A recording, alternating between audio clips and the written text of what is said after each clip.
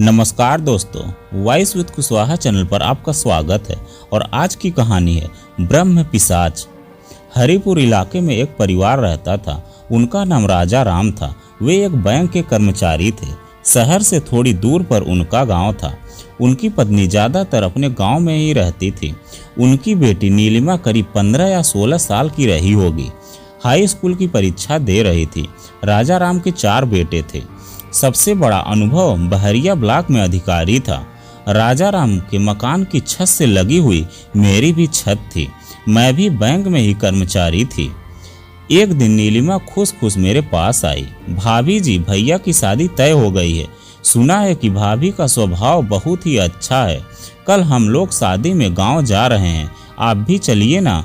तू जा बेटी, मेरी छुट्टियां थोड़ी ही हैं, कहकर मैंने उसे टाल दिया। उससे छोटी और इकलौती बेटी होने के कारण नीलिमा अपने माँ बाप और भाइयों की बहुत दुलारी थी। बड़ा भाई अनुभव उसे बहुत प्यार करता था। वह जब भी गांव आता, भाभी लाने की बात चलने पर वह उसे बड़े प्यार से थपथपा कर कहता, बहुत जल्दी आएगी तेरी भाभी, आते ही पहले ही दिन उसको समझा दूंगा मैं। देखो भाई, नीलिमा मेरी प्यारी बहन है, इसे एक शब्द भी कभी कड़ा मत कहना, मेरे बच्चे की तरह है ये। नीलिमा यह सुनकर खुशी से नाच उठती। यही कारण था कि भाभी के आने की बात सुनकर उसका तन मन खुशी से नाच उठा था। नीलिमा को कई बार टाइफाइड हो चुका था। उसका मस्तिष्क बीमारी के कारण कुछ कमजोर हो चला था। यही कारण था कि राजा राम परेशान होकर स्कूल में कई बार फेल होने पर उसको प्राइवेट परीक्षा ही दिला रहे थे। तीसरे दिन गांव से लौटकर नीलिमा अपने स्वभाव के अनुसार मेरे पास आई तो उसके गुलाबी हंसमुख चेहरे पर परेशानी झलक रही थी। आंखें ऐसी लग रही थी जैसे रात भर कोई भयानक स्वप्न देखा हो। उसके खूबसूरत चेहरे पर पीला फैली हुई थी। कैसी है तेरी भाभी? खूब मजा आया होगा ना? मेरे लिए मिठाई लाई है? मैंने प्यार से पूछा। मिठाई? कभी नहीं, नई भाभी जो आ गई है, अब मिठाई कभी नहीं मिलेगी। भाभी जी ने मुझे बहुत डांटा। मुझ में दाल में नमक ज़्यादा हो गया था। तब भी भैया और भाभी को ऐसा नहीं करना चाहिए था। आप ही बताइए, अब मैं क्या करूं? नदी में कूद पड़ूं? कहकर उसने मुझे झिझोड़ दिया। नीलिमा, तू क्या कह रही है? मेरी तो कुछ भी समझ में नहीं आ रहा है। किसी भी छोटी सी बात का इतना बुरा नहीं मानते। तेरी तबीयत ठीक नहीं मालूम देती। अरे तुझे तो तेज बुखार भी है, जाकर आराम कर। मेरे कहने पर नीलिमा चली गई और मैं अपने काम में व्यस्त हो गई। शाम को मैं दफ्तर से लौटकर कमरे में आई ही थी कि राजा राम के घर से चीखे और बहुत शोरगुल सुनाई देने लगा। मैं चाय पीना भूलकर उनकी छत से लगी मुडेर पर जा खड़ी हुई। राजा राम की छत का दृश्य बहुत ही बुरा था। तिमंजिले की छत पर किनारे पर बैठी नीलिमा पागलों की तरह चीख चीख कर नीचे कूदने का प्रयास कर रही थी। वह कभी हंसती, कभी रोती और अपना सिर झटक झटक कर कह रही थी, छोड़ दो मुझे, नीचे वही बुला रहा है, मैं नहीं कूदूंगी तो वह मुझे खा जाएगा। वह हिंदुस्तान का राजा है, मुझे बहुत चाहता है, छोड़ दो मुझे। और हा हा हा कर कर हंसती रही। नीलिमा को एक तरफ उसके पिताजी और दूसरी तरफ उसका छोटा भाई राजीव पकड़े हुए थे। नीलिमा की आंखें लाल सुर्ख और फूली हुई थी। शायद उसे अब भी तेज बुखार था। उसके बाल खुले थे और चेहरे पर पूरे पागलपन के लक्षण थे। उसको किसी प्रकार खींचकर राजा राम नीचे ले गए और कमरे में बंद कर दिया। नीलिमा की माँ जार जार रोती हुई बोली, बहन जी, सुबह से यह कुछ बहकी बहकी बातें कर रही थी। मैंने सोचा गांव में किसी से बात पर नाराज होकर बड़बड़ा रही होगी, लेकिन दोपहर के 12 बजते बजते यह खूब जोर जोर से रोने लगी और बाहर भागने लगी। दरवाजे पर ताला लगा दिया तो सीढ़ी से चढ़कर 3 मंजिले पर भागी। इसके पिताजी ने किसी काम के कारण छुट्टी ले रखी थी, नहीं तो अनर्थ हो जाता। नीलिमा कूदकर आत्महत्या कर लेती।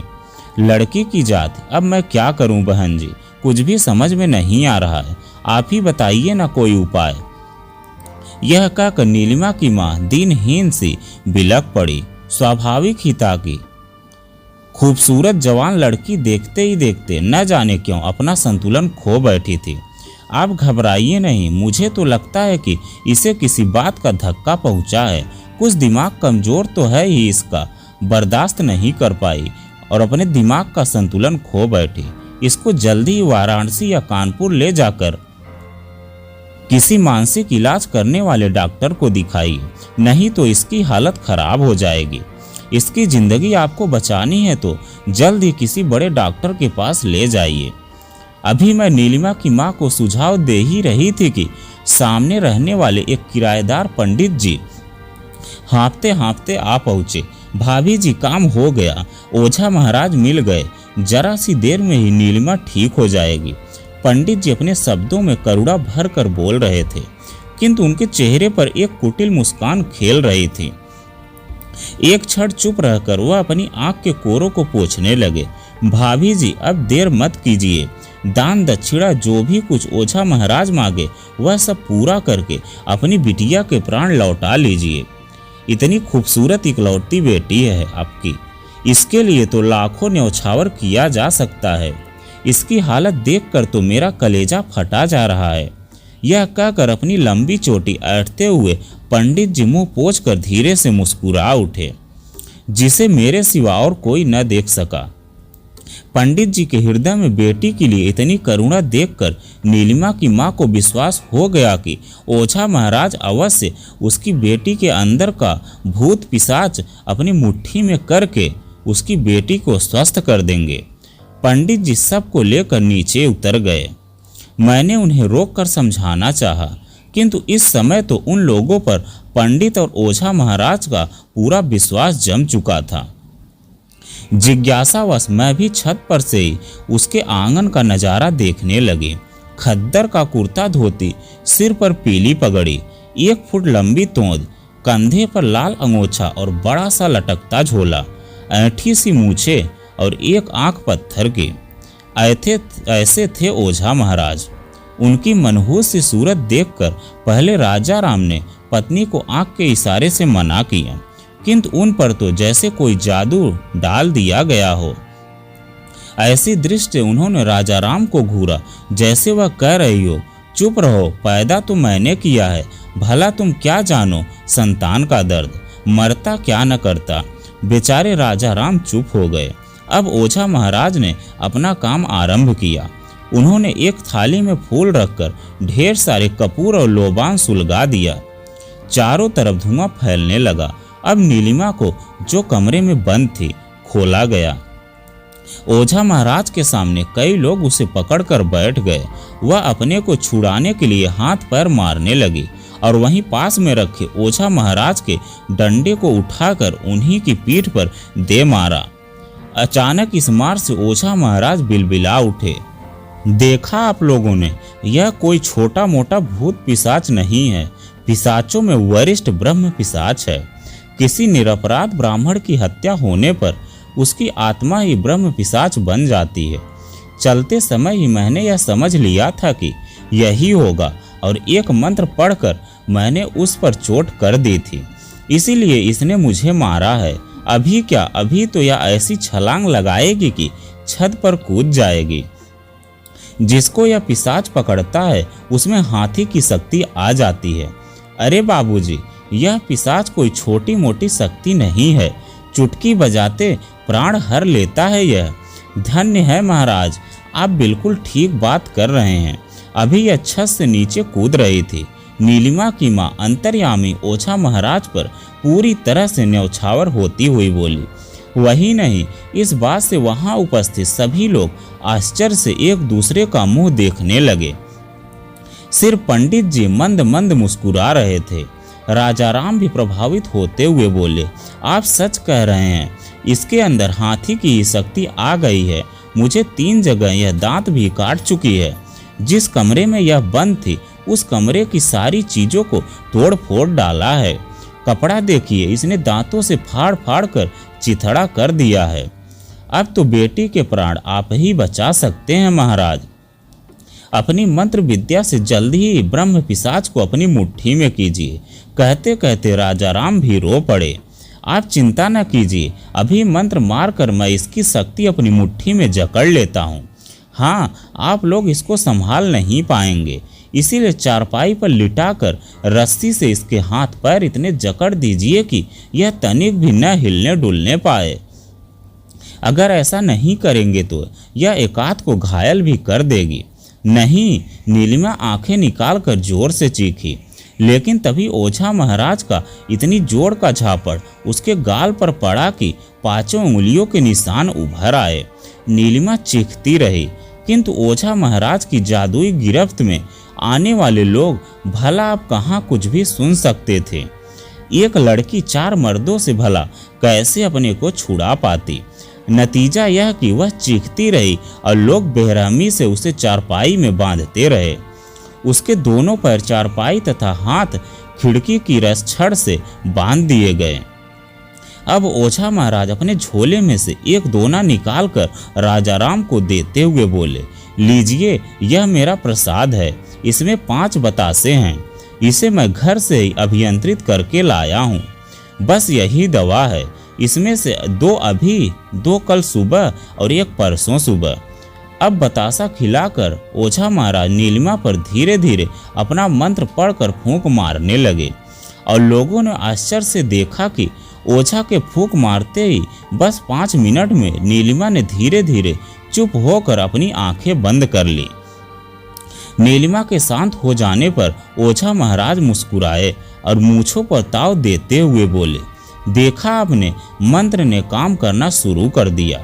ब्रह्म पिशाच शांत हो गया, लेकिन कम से कम 3 दिन इसी तरह इसे रखना होगा।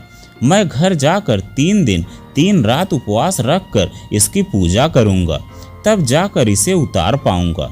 जरा सी भूल चूक हुई तो यह मेरे ही प्राण हर लेगा। अच्छा, अब चलूं बाबूजी? हाँ, 1000 रुपये पूजा के लिए चाहिए, या जो मैं सामान कहूँ वह मंगवा दीजिए। बात ऐसी है कि अब 3 दिन ब्रह्म पिशाच के साथियों बारातियों को न्योता खिलाना पड़ेगा, तब कहीं जाकर वह छोड़ेगा। अरे हाँ, हर चीज़ बिल्कुल पवित्र होनी चाहिए। जो भी खाना या खाना चाहे चम्मच से इसके मुंह में डाल दीजिए। जरूरी काम होने पर रस्सी खोलकर फिर इसी तरह बांध दी जाए। तीसरे दिन मैं आकर ही इसे पूरी तरह खोलूंगा। किसी डॉक्टर की दवा न खिलाए पिलाए, नहीं तो यह ब्रह्म पिशाच इसी को ही नहीं बल्कि सारे कुटुंब को निकल जाएगा। कहते कहते ओझा महाराज ने ऐसा भयंकर मुंह बनाया कि सारा परिवार भय से थर-थर कांप उठा। भयभीत राजा राम उसी दिन रुपए के लिए बैंक जाने लगे तो मैंने उन्हें रोका, राजा राम जी, पढ़े लिखे इंसान होकर भी आप इन ओझा और मौलियों के चक्कर में पड़ रहे हैं। मेरी बात मानिए तो नीलिमा को जल्द ही टैक्सी से कानपुर ले जाइए। मेरी बात अनसुनी करके राजा राम ने कहा, जिस पर मुसीबत आती है वही उसका दर्द जानता है, दूसरा नहीं। और वह तेजी से ओझा महाराज के साथ बैंक की तरफ चल दिए। शाम को दफ्तर से लौटी तो लोगों ने बताया कि नीलिमा तब से बराबर आंखें बंद किए बड़बड़ा रही है। खाया पिया कुछ भी नहीं, किंतु चीखी चिल्लाई भी नहीं। ओझा महाराज का प्रताप है कि उन्होंने अपने मंत्र के बल से ब्रह्म पिशाच को शांत कर दिया। 1001 रुपये ही तो लिए बेचारे ने, बेटी के प्राण तो बचा दिए। सुनकर विश्वास तो नहीं हुआ, लेकिन करती भी क्या, चुपचाप अपने काम में व्यस्त हो गई।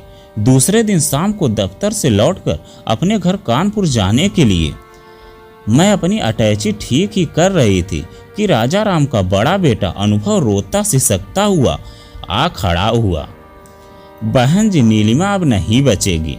क्या बात है, वह तो अब ठीक हो रही थी। मैं चौंक पड़ी। अरे वह साला फरेबी जालसाज निकला, उसी को बुलाने तो मैं गया था। तब पता चला कि वहाँ इस नाम का कोई आदमी नहीं रहता और पंडित वह भी कल से गायब है। मकान में 1 ही महीने तो रहा, वह आधा किराया दिया था, बाकी आधा किराया भी मार कर भाग गया। धोखा देने के लिए कोठरी में एक सड़ा सा ताला डाल दिया। अच्छा, मैं तो पहले ही समझ रही थी कि ये सब जरूर जालसाज है। अरे हाँ, अब नीलिमा का क्या हाल है? क्या नीलिमा उसी तरह बंधी पड़ी है? नहीं बहन जी, अब उसे खोल दिया गया है। लेकिन जगह जगह रस्सियों से उसके हाथ पैर में नीले निशान पड़ गए हैं। उसका रंग काला हो गया है और शक्तिहीन सी आंखें बंद किए वह पड़ी है। न कुछ बोलती है और न कुछ खाती पीती है। माताजी खूब रो रही हैं। पिताजी ने आपके पास मुझे भेजा है।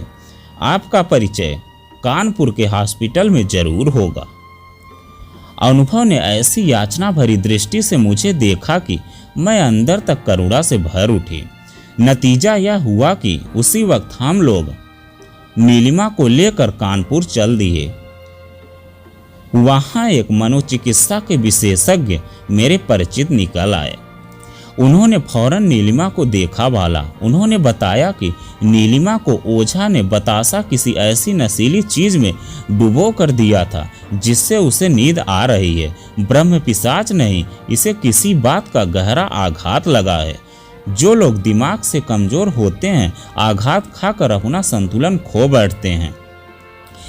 आप लोगों की आंखें समय से पहले खुल गई, नहीं तो ओझा के चक्कर में आपकी बेटी के प्राण ही निकल जाते और आप बस हाथ मलते रह जाते। 20 दिन तक उस डॉक्टर की दवा करने से नीलिमा बिल्कुल ठीक हो गई। अब वह बाकायदा अपनी परीक्षा दे रही है। तब से उसके परिवार वालों ने कान पकड़ लिया है कि वे किसी ओझा और पंडित का विश्वास नहीं करेंगे। दोस्तों, अंधविश्वास नहीं करना चाहिए।